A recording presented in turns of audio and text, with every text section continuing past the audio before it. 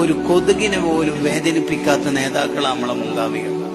Rifai Sheikh റളിയല്ലാഹുവിന്റെ കൈ ഇങ്ങനെ നീട്ടിപ്പിടിച്ച കണ്ടപ്പോൾ ശിഷ്യൻ വിചാരിച്ചു ചാൻസ് ആണല്ലോ, ഉസ്താദിന്റെ കൈ ബർക്കത്തിന് വേണ്ടി ചുംബിക്കാം.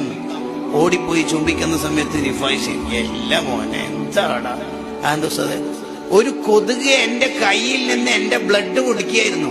ബ്ലഡ് കുടിച്ചു തീരുന്നവരെ അതിനെ ശല്യപ്പെടുത്തണ്ടെന്ന് കരുതിയിട്ട് എന്റെ കൈ അങ്ങനെ തന്നെ ഞാൻ വെച്ചതാ. അപ്പോഴല്ലേ നീ വന്നിട്ട് കണ്ടോ. റിഫായി ശൈഖിന്റെ ഡ്രസ് ഇങ്ങനെ ആറിയിട്ട സമയത്ത് ഈ കൈയുടെ ഭാഗത്ത് ഒരു പൂച്ച വന്നുറങ്ങി. റിഫായി ശൈഖിനാണെങ്കിൽ ആ ഡ്രസ് ഇട്ടിട്ട് പോയി പള്ളിയിൽ നിന്ന് നിസ്കരിക്കണം. മഹാനവറുകൾ ചിന്തിക്കാണ്, ഈ പൂച്ചന്റെ ഉറക്ക് ശല്യാവുമല്ലോ, എന്ത് ചെയ്യും?